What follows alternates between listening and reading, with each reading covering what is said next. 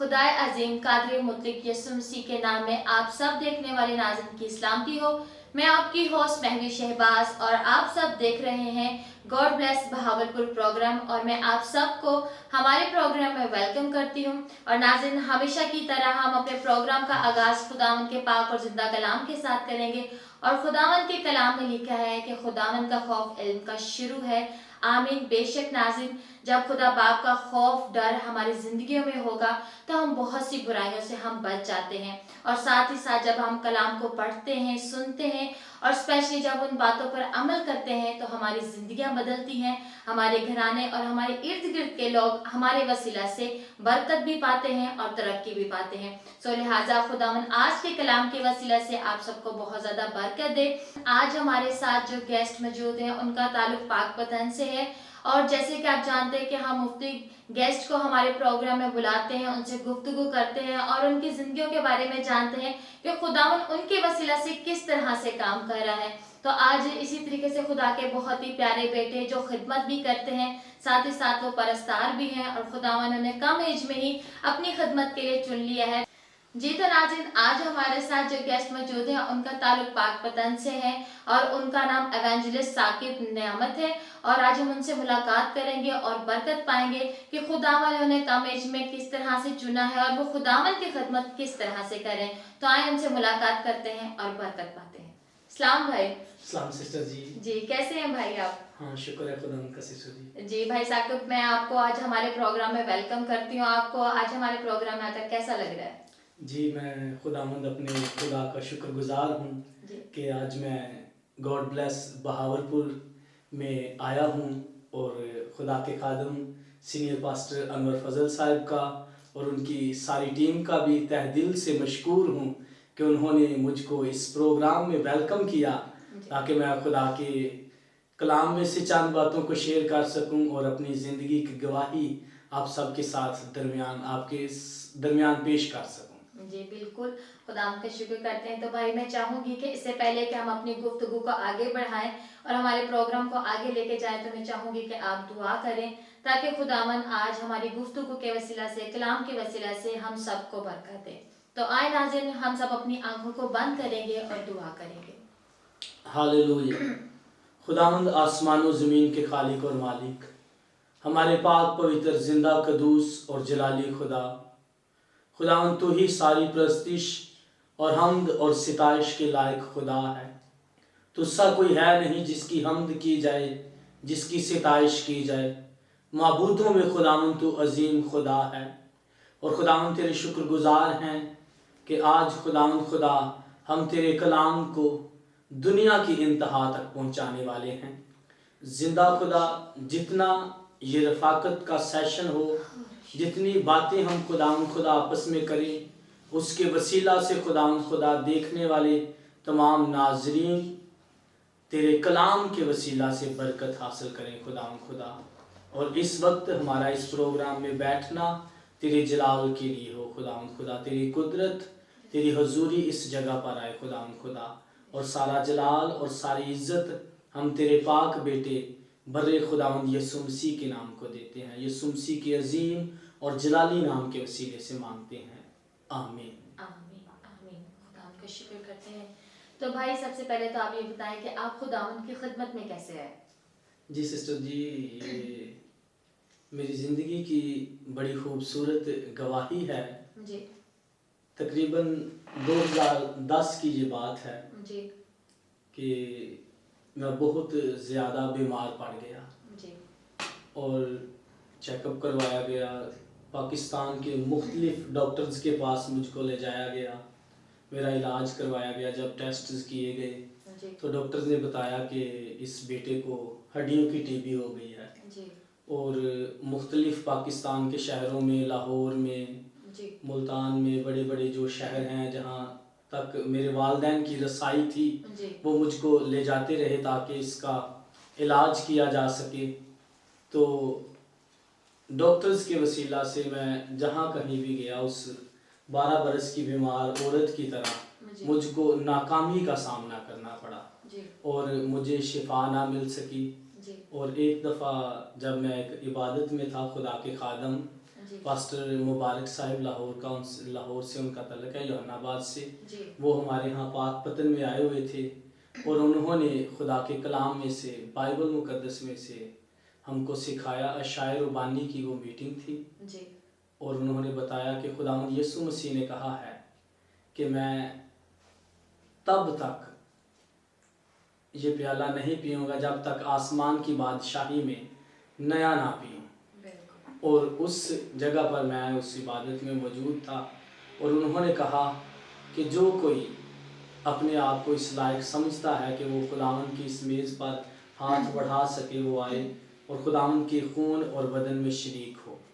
और मैं जानता था अपनी ज़िंदगी के बारे में, मैं एक बहुत ही गुनाहगार शख्स था, मेरी ज़िंदगी अच्छी नहीं थी और मैंने उस मेज़ पर हाथ बढ़ाना ना चाहा। और लेकिन ये बात मुझको चुभती थी कि मैं खुदावंद के बदन और खून में शरीक क्यों नहीं हुआ। ये बात अंदर ही अंदर मुझको तंग करती थी और मैंने खुदावंद के खादिम से फिर मशवरा किया कि मैं सर इस मेज़ पर अपना हाथ बढ़ाना चाहता हूँ। तो उन्होंने कहा कि आपको खुदावंद यीशु मसीह के नाम पर बपतिस्मा लेना पड़ेगा, तौबा करनी पड़ेगी, तो फिर आप खुदावंद के बदन और खून में शरीक हो सकते हैं।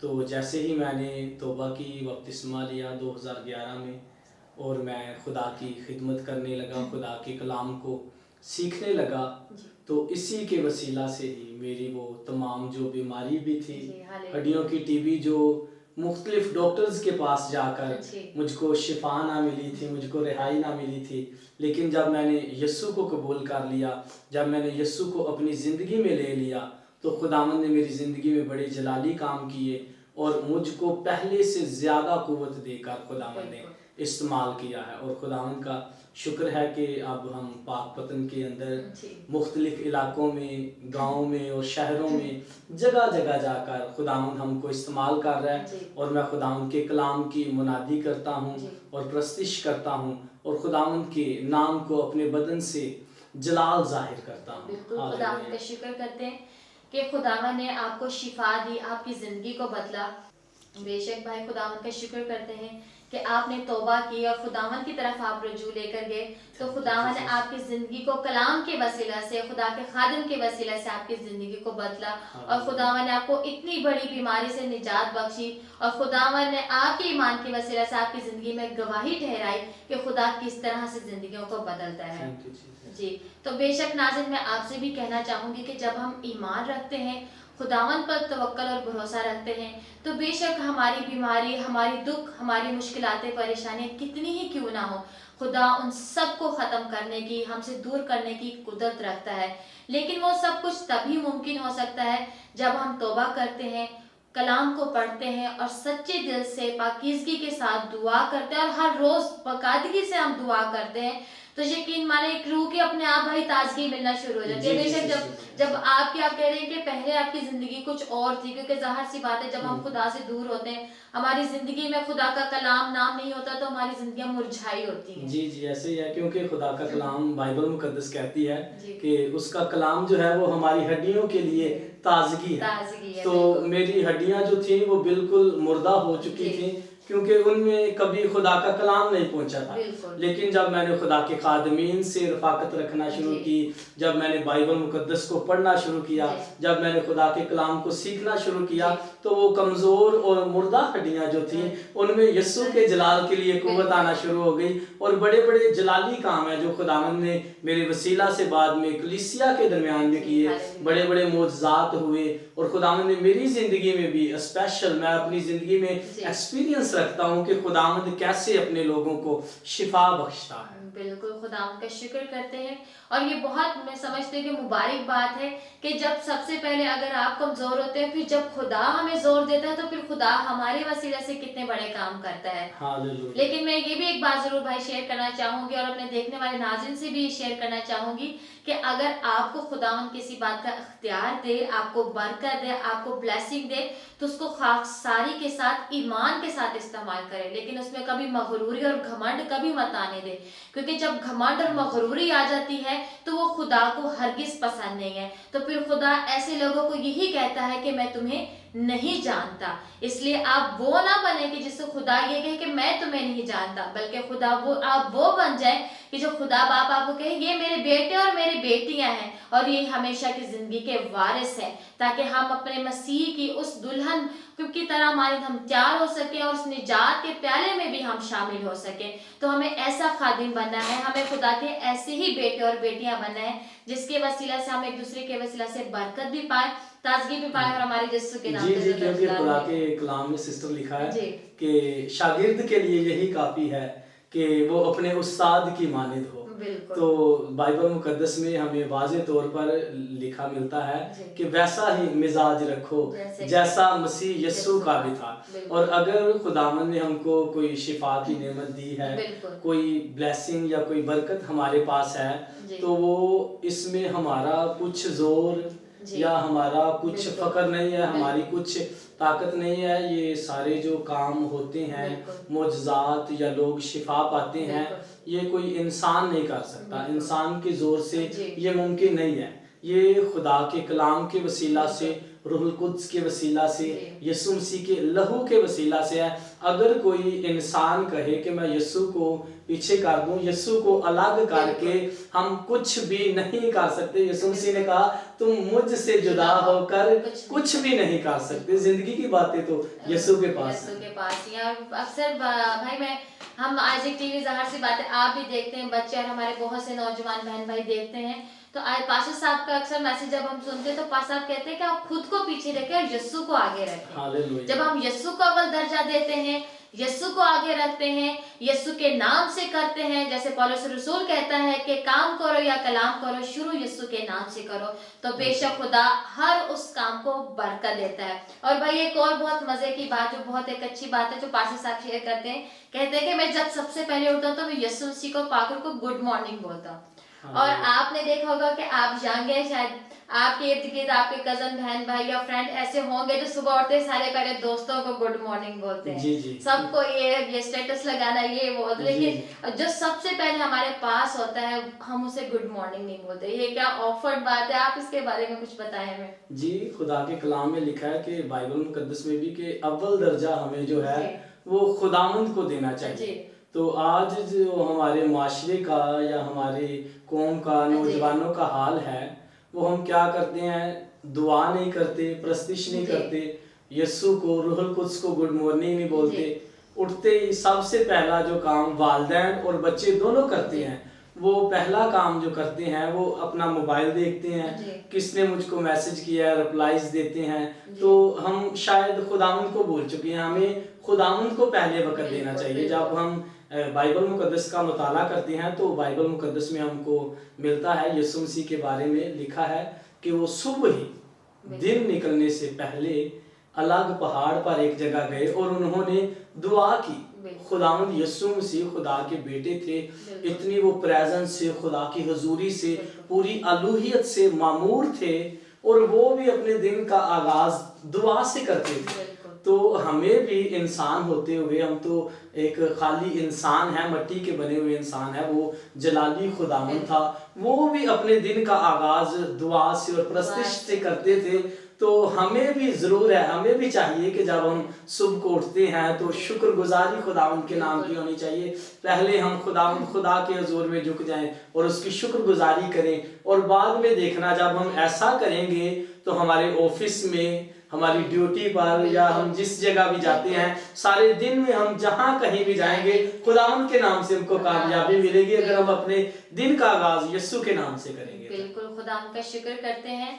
और बेशक मैं आप सबसे भी यही कहूंगी कि ये बातें बहुत खूबसूरत है। कभी इन बातों को, इन चीज़ों को करीब से महसूस करें। मैं अपनी गवाही देती हूँ, मैं अपने तौर पे भी ये कहती हूँ कि पहले मैं ऐसा नहीं करती थी, लेकिन जब से मैं आज एक टीवी से अटैच हुई हूँ और जब से मैंने पास्टर साहब के मैसेज वगैरह सुनना शुरू किया और इस चीज़ को जब मैंने अपनी ज़िंदगी में टाइम दिया और अव्वल दर्जा खुदावंद यीशु मसीह को दिया है, तो मैं अपनी ज़िंदगी की गवाही देती हूँ कि मेरी ज़िंदगी बदल गई और मुझे बहुत अच्छा महसूस होता है कि सबसे पहले मैं पाकरू को और यीशु मसीह को गुड मॉर्निंग बोलती है और अपने आप ही एक ताजगी आ जाती है। बाकी अपने काम जो कुछ भी है, चाहे दुख है, सुख है, मुश्किलातें, परेशानियां हर इंसान की जिंदगी में आती हैं, लेकिन जब आप यीशु के साथ चलते जाएंगे तो अपने आप सारे रास्ते हमार होना शुरू हो जाते हैं। हालेलुया। तो भाई अभी आपने बताया था कि आप परस्तार भी हैं, जी तो खुदावन ने आपको ये भी ब्लेसिंग दी है, तो मैं चाहूंगी कि आप कोई गीत या ज़बूर हमारे देखने वाले नाज़रीन को जरूर सुनाएं। जी ज़रूर सिस्टर, हम जी मिलकर खुदावंद की प्रस्तुति करेंगे जी बिल्कुल। और जितने नाजरीन हैं आप भी सुनिएगा और मेरा ईमान है हम बरकत हासिल करेंगे। जी और भाई दाइमगिल का एक गीत है वो मैं आप सब के साथ मिलकर गाऊंगा, आप सबको आता भी होगा।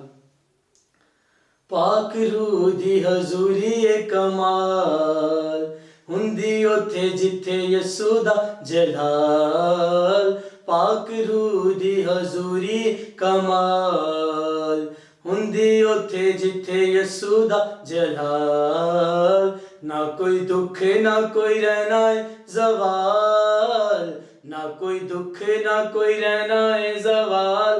ते सारा जांदा यसू नु जलाल, ते सारा जांदा यसू नु जलाल, ते सारा जांदा यसू नु जलाल, ते सारा जांदा यसू नु जलाल। रूह दी मामूरी वेखो हर पासे छाईए, रोगियां दे रोग मुके देनो गवाईए। शान कहंदा वेखो यसू दा जलाल, रहंदा यसू ए हमेशा साडे नाल। शान कहंदा वेखो यसू दा जलाल, रहंदा यसू ए हमेशा साडे नाल। ना कोई दुख ना कोई रहना है जवाल, ना कोई दुख ना कोई रहना है जवाल। ते सारा जांदा यसू नु जलाल, ते सारा जांदा यसू नु जलाल।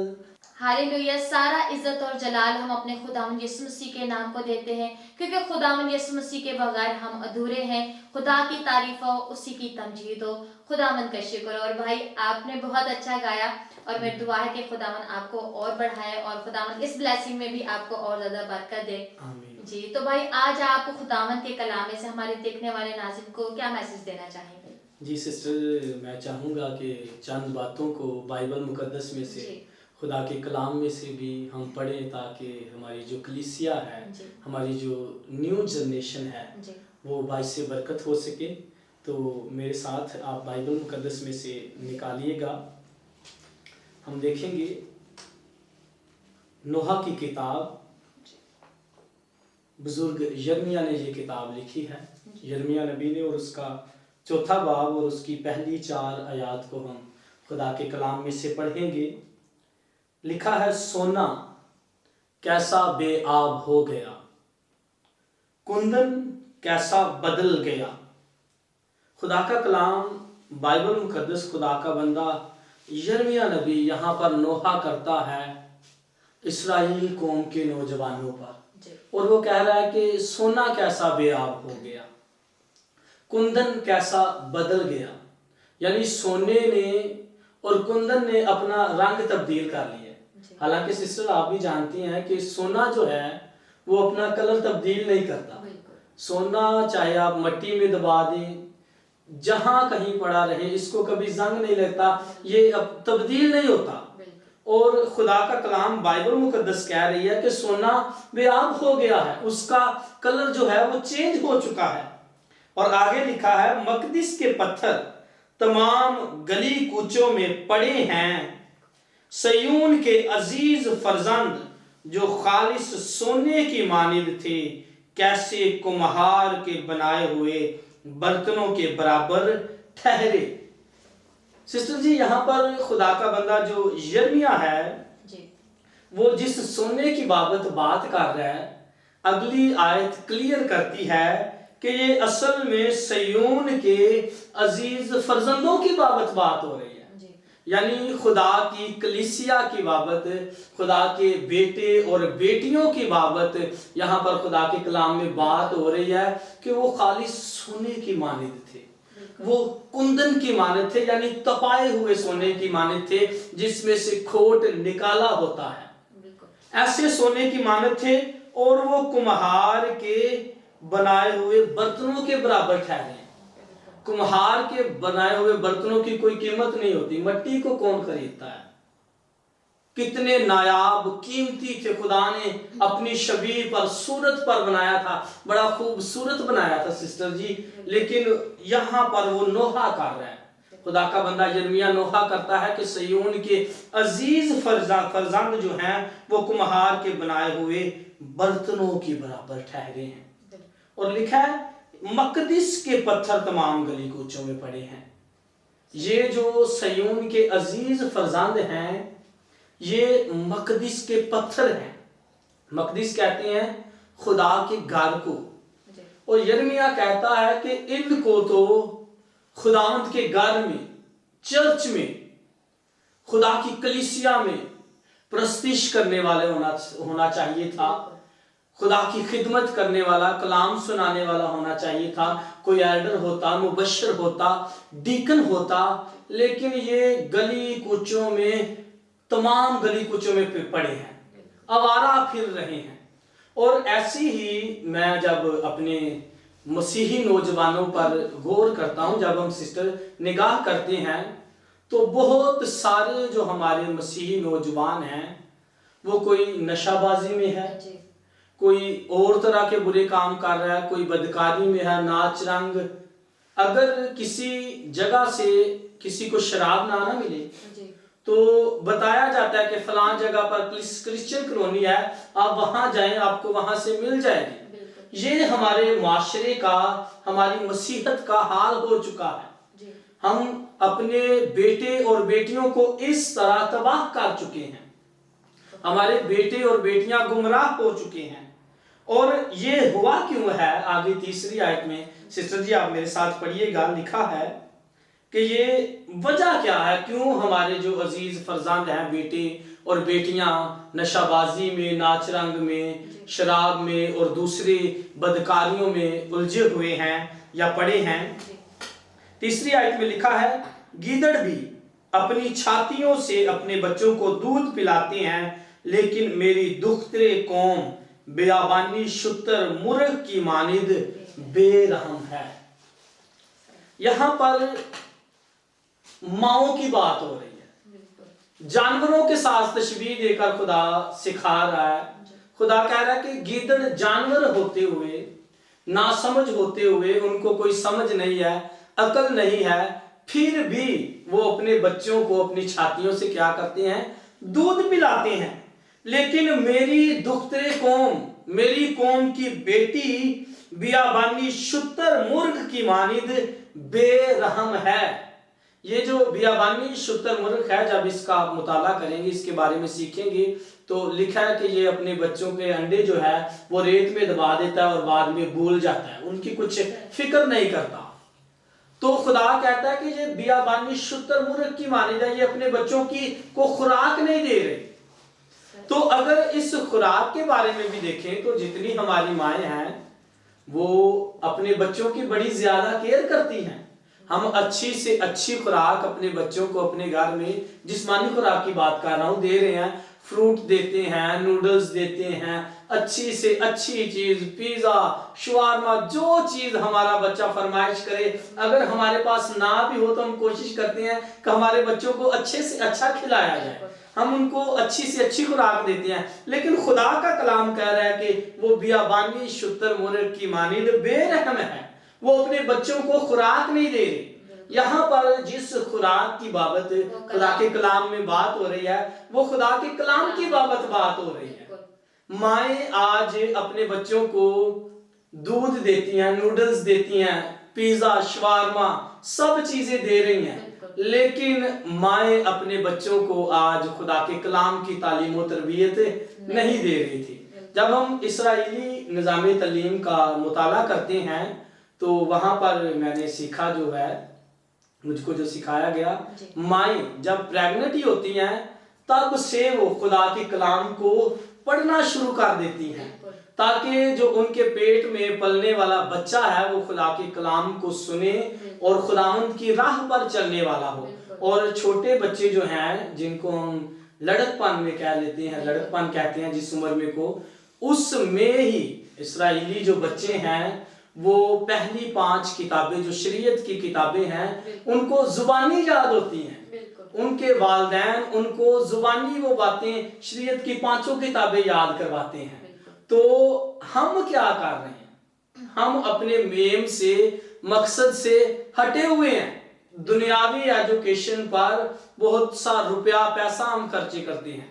हम कहते हैं मेरा बेटा या बेटी अच्छे से अच्छे स्कूल में पढ़ना चाहिए, इसको अच्छी से अच्छी इसकी हर एक ख्वाहिश मैं पूरी करूं, इसको अच्छा से अच्छा पहनाऊं।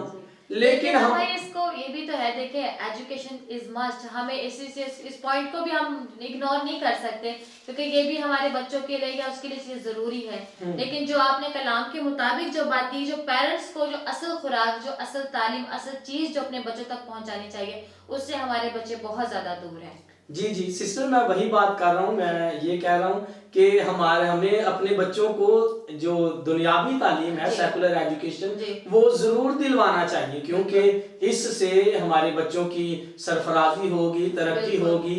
अनपढ़ और जाहिल शायद खुदा के कलाम को और खुदा की मोहब्बत को उस तरह से ना जान सके। जब हम एजुकेशन के साथ खुदा के कलाम को पढ़ सकते हैं, मैं ये नहीं कह रहा कि एजुकेशन हासिल नहीं करना चाहिए। हम सिर्फ और सिर्फ सारा जो फोकस है वो दुनियावी एजुकेशन पर लगा देते हैं क्योंकि हमको पता है कि इससे ये रुपया पैसा कमाएगा, इससे इसको सरफराजी मिलेगी। मैं ये बात ऐड करना चाहता हूँ कि जो दुनियावी तालीम है हमारे बच्चे को आसमान की बुलंदियों तक ले जा सकती है, लेकिन ये जो खुदा का कलाम है, बाइबल मुकद्दस है, जिसको हम जिंदगी का कलाम कहते हैं, ये हमारे बेटे और बेटियों को, हमारे बच्चों को आसमान तक ले जा सकता है। दुनियावी तालीम हमारे बच्चों को आसमान पर नहीं ले जा सकती।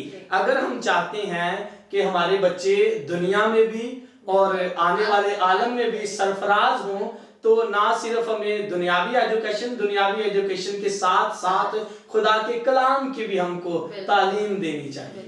बिल्कुल भाई, आपने ये बात बिल्कुल आपने सही कही कि वाकई आजकल के जो हालात चल रहे हैं, जो हमारे माशरे के लोग हैं, और ये जानकर देखकर बहुत ज्यादा अफसोस होता है कि जो चीज हमारे बड़ों को करनी चाहिए वो नहीं कर पा रहे, और ये बहुत ज्यादा देखा भी जा रहा है। इसमें बात झूठ भी नहीं है कि हम कहें कि नहीं जी ऐसा नहीं है, लेकिन ये बात वाकई हकीकत में है। तो जिसकी वजह से बच्चों में ये चीज कलाम की कमी है, असल खुराक की कमी है। उनसे अगर हम कुछ भी क्वेश्चन करें, कुछ भी पूछे, तो उन्हें पता ही नहीं होगा बेसिकली उन्हें तालीम कलाम की बातें क्या है। और जब वो किसी गैर कौम में जाते हैं, जब उनसे सवाल जवाब किए जाते हैं, तो उनको कुछ पता ही नहीं होता और वो परेशान होकर घर वापस आ जाते हैं।